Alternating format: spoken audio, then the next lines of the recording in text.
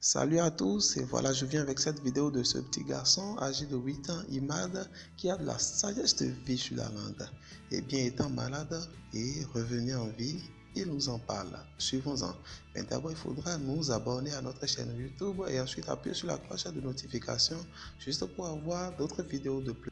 Cela peut paraître très amusant pour les uns, mais très important pour ceux qui en suivront avec attention. N'oubliez pas, il vaut mieux un enfant pauvre et sage qu'un roi vieux et insensé qui ne sait plus écouter les avis. Suivons donc la vidéo. Merci beaucoup. Tu arrives à l'hôpital, on découvre que tu es trop malade pour faire la greffe tout de suite, ton cœur est fatigué, c'est ça? Voilà. Donc tu vas découvrir le monde de l'hôpital. Voilà. C'est comment? Bien. Je dormais à l'hôpital, on a fait la fête et tout. Tu as fait la fête à l'hôpital. Voilà. Après, en fait, je dormais.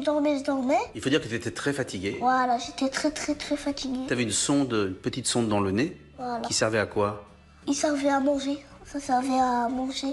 Ça part par jusqu'à l'estomac et ça me nourrissait. Et qui te mettait la sonde? Au premier jour, c'était les infirmières. Et quand je suis venue, c'est maman, en fait. Ça fait mal? Non. Ça chatouille un peu, mais ça va. Et alors que tu étais déjà très malade, tu as fait aussi très vite un AVC à l'hôpital. Oui, en fait, au début, j'étais en chaise roulante. Je pouvais même pas marcher et tout, et ça va bien. Mais juste, j'arrive pas à écrire avec cette main, j'écris avec cette main. Tu écris avec la main gauche? Voilà. Et quand on a son cœur à droite, lorsqu'on fait un AVC, lorsqu'on a un problème de rein, lorsqu'on a un petit problème de cœur, lorsqu'on est myope, des fois tu te dis pas c'est un peu beaucoup pour un seul petit garçon? Non, il y en a plusieurs, il n'y a pas que moi. Jamais tu t'es plaint? Non, dans la vie, il faut jamais se plaindre. Et est-ce que tu as eu peur de pas guérir? Non. Je croyais en Dieu et voilà. Et tu demandes quoi à Dieu? Je lui demande d'être un enfant normal, de boire de l'eau, d'aller faire mes besoins et de guérir et quelqu'un me donne un rein. Et que quelqu'un te donne un... Voilà. Et je serai guérie et voilà, je suis là. Raconte-moi un peu cette vie à l'hôpital d'enfant malade. Il y avait plusieurs cas de malades. Il y avait le cancer, il y avait la dialyse, où il y avait plein de gens qui faisaient la dialyse comme moi. Et il y avait bien sûr des cas plus difficiles que moi. Et toi, tu as toujours été très heureux, très joyeux. Voilà, c'est ma nature. En fait, moi, je suis spécial. C'est-à-dire?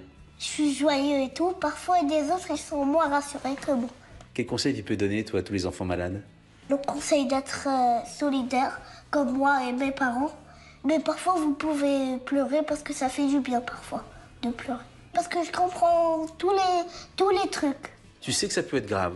Tu sais que ça peut mal se terminer. Je sais, bien sûr. Il y a eu plein de trucs comme ça, ils sont morts. Ils sont morts. Voilà.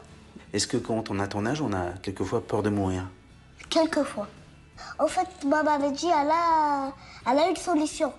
Mais presque peut-être dans les autres, il n'y a pas de solution. Et on peut mourir comme il n'y a pas de solution. Tu as senti que tes parents étaient inquiets? Oui, bien sûr. Qu'est-ce que tu leur disais? Je leur disais, c'est pas grave, maman, c'est pas grave. Après, elle me disait, si, c'est grave, si, c'est grave. Moi, je lui disais, c'est pas grave, moi, je vais guérir un jour. Et elle me disait, d'accord, je vais arrêter de pleurer. Et c'est moi qui l'ai raisonné. C'est toi qui les raisonnais? Voilà. Normalement, c'est les parents qui raisonnent les enfants. Voilà. Moi, c'est l'inverse.